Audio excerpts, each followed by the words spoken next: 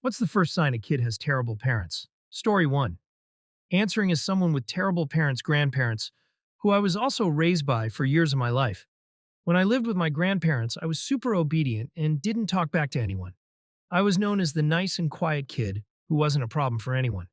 What was going on behind the scenes was that I'd get hit if I opposed my grandparents. So I learned that was a bad thing. With my mom, who is neglectful and puts her boyfriends over us, I don't respect her. I don't like her. So I don't care about what she wants, but I'm not dumb enough to be so rebellious that I'll do anything to jeopardize my future plans.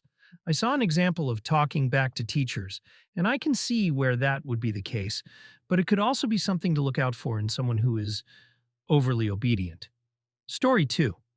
The kid that can't attend anything outside of school hours. I'm not talking about the troublemakers either. I'm talking about high grades over achievers that never get invited because everyone knows their parents will say no to the smallest inconveniences to their own plans, and their parents are highly discriminatory. The gentrified type with snobbish parents. That kid's entire life is being run by their parents, and they have to comply with their entire existence and support as their kid is questioned by them. 100% chance that kid will have severely lacked social skills and have become a recluse later in life. Don't ask me how I know. Story 3. As a teacher, it can be hard to tell, but I would say a kid who is mean and says mean things you somehow know were said to him or her. I had a high school student once who pushed a teacher down the stairs. He was expelled, and 2 years later he was in my classroom. He was interesting, creative, and pretty quiet. And then one day, he just picked up a chair and threw it out of a classroom window from the third floor. The principal was out of the building, so I sat with him. He apologized and said he was just a bad kid and that his dad often used a belt on him and he deserved it. I reported suspected abuse to the principal and worked with him on the yearbook and other creative projects that year. Never had a problem with him again and often wonder how he's doing. He was a nice kid. Story 4. I don't know if it's the first sign, but I was teaching a small class of children, and one child in particular would speak very negatively of himself, as though someone in his life, like a parent, had said those things to him on many occasions and he'd internalized them. There was one day in particular he'd answered a question incorrectly and then proceeded to call himself stupid over and over. I reassured him he's not stupid, but you could tell by the look on this poor boy's face he believed he was. Story 5. Another behavior I've noticed is the art of becoming invisible to the child who tries their best not to be noticed, whether it be at home or in the school environment. They're usually the ones who never raise their hand to answer questions, even though they may know the answer, and they seldom initiate or join conversations. This tendency is not because they're naturally introverted, but rather because being unnoticed is their coping mechanism. It's their way of avoiding negative attention or criticism at home, where standing out might not have the best outcomes. They become masters of blending into the background, often coming across as extremely independent, when in reality it's a learned survival skill that's been ingrained from walking on eggshells around unpredictable caregivers. It's bittersweet when these patterns manifest because, on the one hand, they display a certain resilience, but on the other hand, it becomes a barrier to forming healthy, transparent relationships where they feel safe to be seen and heard. Story 6. The kid who genuinely eats school breakfasts and lunches with such fervor. He would also ask if he could take a snack or two home for his siblings. When I would meet with him, I had to reassure him many times that it's okay if he ate his bag of chips for himself, and I would give him another to take home. I would even tell him it would be okay if he ate those too. It broke my heart seeing him like that. Trust me, those school meals did not look good. Child welfare was called and has been involved, but there hasn't been much change. Story 7. I was abused as a kid, got removed from my home and placed in a children's home. It was called The Grange in Coventry. It was featured on Panorama, a BBC TV show, in a feature for abuse of children. Use your imaginations. My abuse went from physical to other things whilst in care. I saw and experienced things I wouldn't expect anyone to ever experience. I have seen dogs treated with more respect than us kids were in that home. Injections when we were naughty. Viciously fighting over toys.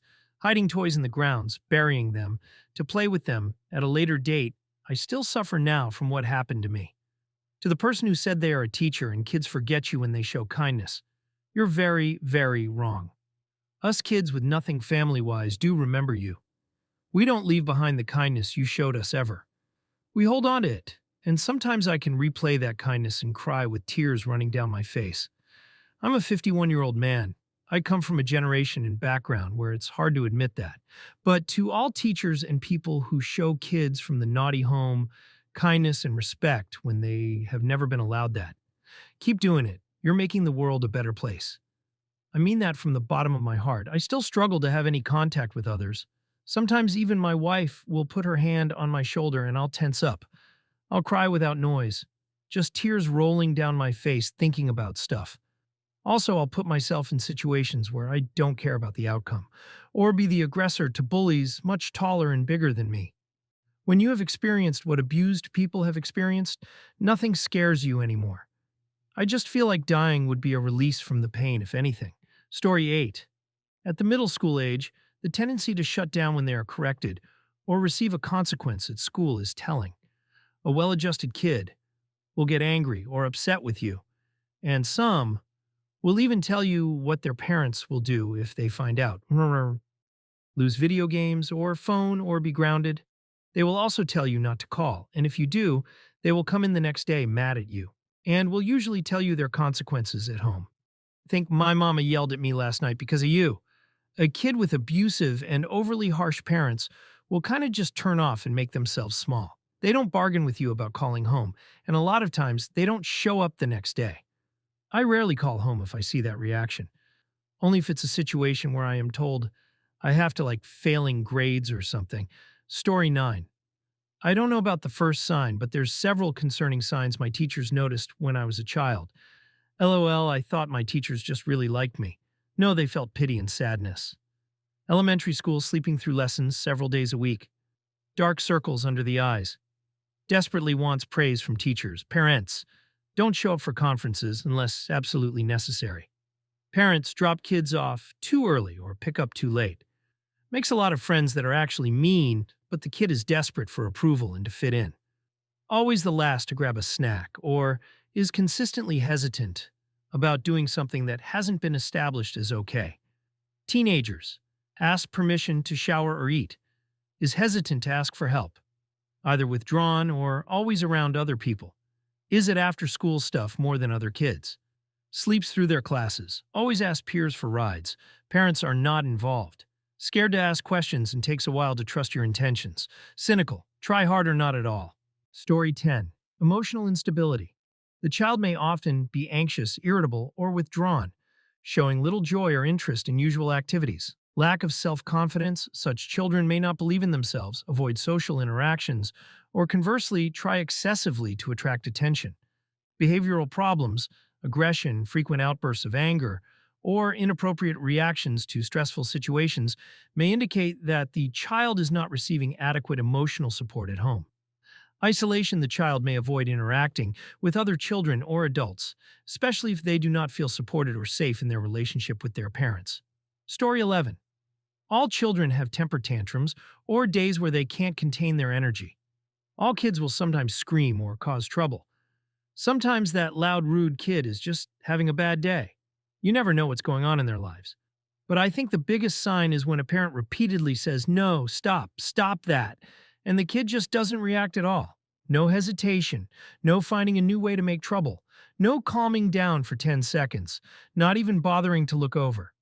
The kid acts as if nothing was said at all, and the parent just keeps going, "No, stop that, I told you to stop."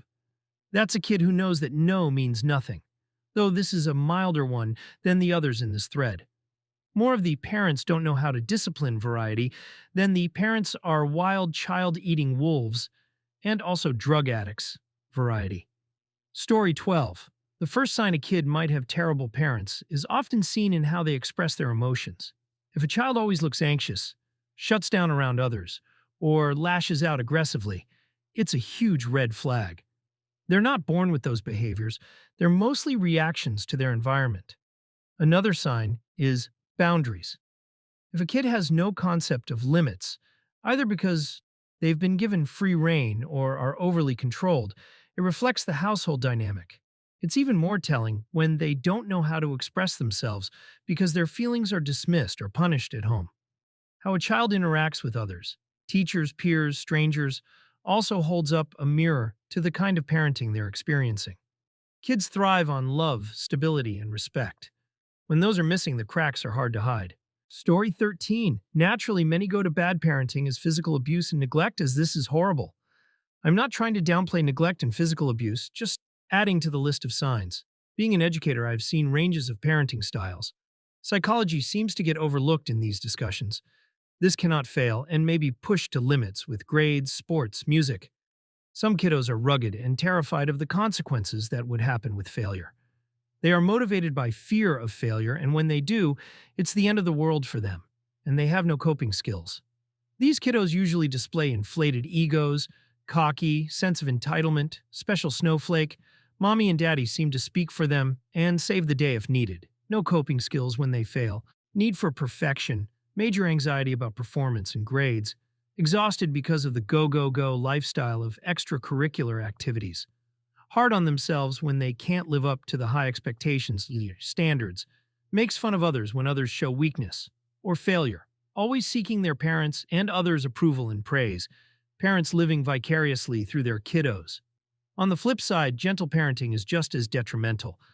This is coddling, no coping skills, feel they can get what they want when they want it. Throw fits, mommy and daddy always coming to their rescue. Hard to form connections with peers, cries, tantrums, defiance at times, misbehaves in public. Feel they have a voice and choice in everything, and it's their way or no way. Sees adults as their friends, equals. Story 14. Unkept. I had a student a while back that had unkempt hair, dirty clothes, etc. Poor social skills. The other kids made fun of him. When he was absent, I had group time with them and explained not every parent is a good one. Some kids have parents that aren't. I asked them at their age whose responsibility it is to see you take a bath, brush your teeth, have clean clothes, and all that. They all responded that their parents did that. I said he really needs someone to care about him. The next day, a boy came up to me and said he lives on his street nearby and went over to invite him to play. He told me the boy's bedroom had no furniture, no toys, just some blankets thrown on the ground. I thanked him for going over there. I thought, dang, people treat dogs better than boys. They moved away not long after that. Story 15. I was making a grocery run, and my son asked if we could pick up his friend Biff to hang out. When we got home, I said, grab some bags to carry inside. Biff, no. I said, okay, you don't need to eat. My son told him to grab some bags, so he did. They wanted to go in the hot tub, and I said, turn up the heat and pull the cover off. Biff, no. My son told him to shut up and help. I came over to tell them dinner was ready so they should dry off and come eat. Biff, no. I told Biff I was taking note, and my son said, shut up and let's go eat. The next week, I picked my son up from school, and Biff asked if he could come over. Guess what I said? Story 16. Something different from the majority of comments I'm seeing. My partner's niece and nephew are being raised by the internet in a really bad way. Every other word out of their mouths is crap like bro, girl math, yas queen, riz. They smack my butt and say weird things they see online, glued to their giant phones constantly. Their dad lives in another state, and their mom is an alcoholic drowning in her own issues. It pains me to see those kids. It's such a stark difference from my cousin's kids, of the same age, that get real-world experiences and minimal screen time. The mom was talking about making them miss a PJ party at school so she doesn't have to deal with rush hour traffic, and the boy went, but all we do here is sit on our phones. Guys, these kids are 7 years old. There's a lot of types of bad parenting, but I feel like this kind really goes ignored. Emotional neglect. Story 17. In my opinion, it's when they act completely differently around their parents. Hands down, the funniest kid I ever met would go completely silent when her parents were around. She was so funny and sassy, always laughing and making legit good comebacks and wisecracks that weren't mean, showing a high degree of intelligence and emotional maturity. Then her parents would show up. I even stayed late with her sometimes while she waited to be picked up.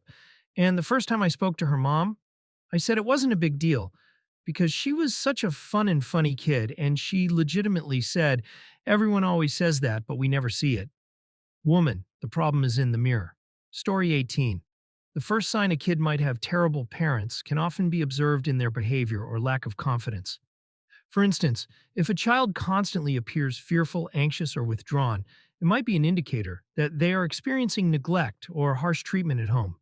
Additionally, a child's inability to manage basic social interactions or make decisions could be a sign of overprotection or emotional manipulation by the parents. Some might argue that the first sign could be a lack of basic needs being met, such as food, shelter, or affection, while others might argue that neglect isn't always visible in material terms, but more in the emotional or psychological neglect a child experiences. Story 19. Acting out. I'm 17, a senior in high school, and I have crippling social anxiety. So I've been left out of a lot of social circles in my life. Because of this, I spend most of my time watching others and making friends with people in the same boat as me, if it scares me. In all my 13 years in school, as well as my time spent teaching kids, the ones who act out or break the rules are usually the ones with the most struggles at home and with their parents.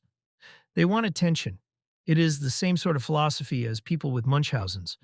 They see that when people are unwell or disobedient, they get more attention.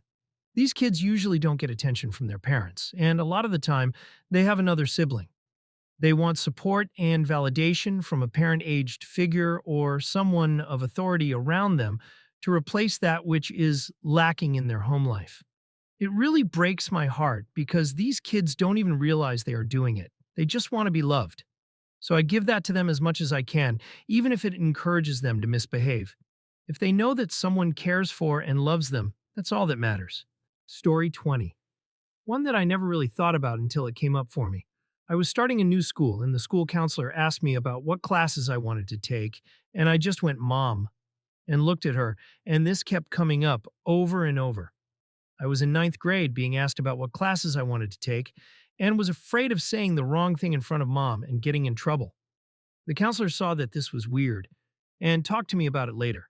She also found out Mom wasn't letting me watch TV on school days, and she called to yell at her and say, "He is getting good grades, just let him watch TV." And Mom backed away. It took an adult saying it to her. She wasn't going to listen to us on that one, and I am very grateful to that counselor. Story 21. Based on my own experience, when they're very shy, now kids can be shy without having bad parents, but like for me, I wouldn't talk in class unless a teacher called on me. If a student spoke to me, I'd make hand gestures if possible. Some kids thought I was a mute, so when I spoke to answer a teacher's questions, all eyes were on me, which didn't help. If I raised my hand, that teacher would call on me, because it was likely to not happen again. I didn't speak, but I did have quite a few friends. When I was happy, they would be concerned for me. But other than that, you would not catch me speaking in classrooms unless I had a friend next to me. Story 22. Parents have a very active social media footprint and are more interested in that aspect of parenting and display. He has a wall of Gibson guitars. He doesn't play. And she has her Range Rover Defender and bags of clothing. They had a dog, but that only lasted for 3 or 4 months. Kids get all the trappings of wealth and privilege, but out of the spotlight, the kids are in general ignored. I got a pair of those across the street, and both the young preteen sons got all the toys. They just ride up and down the street on their e-scooters, electric dirt bikes. I see them crash a lot because swales and ditches, BMXs, electric go-karts, and sports gear, and when the novelty wears off, they just let it all sit outside on the driveway and lawn. It is weird with all that stuff just piling up. The kids exhibit some behavioral traits I wouldn't call normal. Good on them if they can afford it all. Story 23. They have no earthly clue how to act if an adult apologizes to them. They can't process or trust it. I used to teach elementary school. A heartbreakingly high percentage of children live in fear and disappointment of their caregiver's refusal to admit that they are wrong, even when it's dead obvious. They desperately wish to grow up, not because they want more responsibility, but because, in their life, being right is a privilege exclusive to age. Like, I will never forget one of my students asking me why I said sorry, even to kids. It was for something small at the time, but still. I think I told him, basically, I'm a person, so I made mistakes too, and they can hurt or bother other people. I want them to know that I care about them enough to repair and do better. It would be a lot of pressure to be right all the time. So it's a little selfish, too. He cried really hard, which flabbered all my gasters because he was typically a pretty stoic, serious person. He was going through some stuff at home, but an 8-year-old shouldn't have to grieve the idea that the adults in their life don't care about them enough to offer even a basic apology. A lot of kids that have a problem with authority actually just have a problem with being treated crappily. Authority without accountability is just dictatorship. It's not a coincidence that very few dictators end life in a nice way. Story 24. A kindergarten student is a chronic eloper because of undiagnosed behavioral issues. He leaves campus with no regard for his safety, all the while cussing out a staff member trying to stop him. Staff member has a panic attack because she's terrified that the kid is going to get run over by a car and ends up needing to have 5 or 6 other teachers help her search for him. When the kid is finally located safely, having made his way back onto campus by himself without being seen, and a phone call home is made, all the parent has to say is, "Thank you for telling me." No apology to the terrified staff member, or to the other teachers who combed campus trying to find this kid. No, "I'll have a talk with him." No, that is completely unacceptable behavior. Nothing. Story 25. The way they behave in public. Like when a kid is absolutely melting down a school or church performance, and one or both of the parents refuse to remove the screaming child. That will likely lead to a life of entitlement later in life. Another example, a parent who removes their kid from school because they aren't getting along with another kid. The parent thinks that somehow homeschooling the kid will make their life better than having to deal with another child or asking the school to help with the situation. A parent with no fight, they just roll over like a doormat and chooses instead to remove their child and flee any situation because they think they know what is best for their kid, even though they are so very wrong. And if anyone points it out, they dig their heels in even deeper. Remove them from school, then playgroups, then playgrounds, then playdates at their house, then from other groups, social activities like church or scouts or seeing grandparents, etc. They will have their children living on their couch way past 30 years old.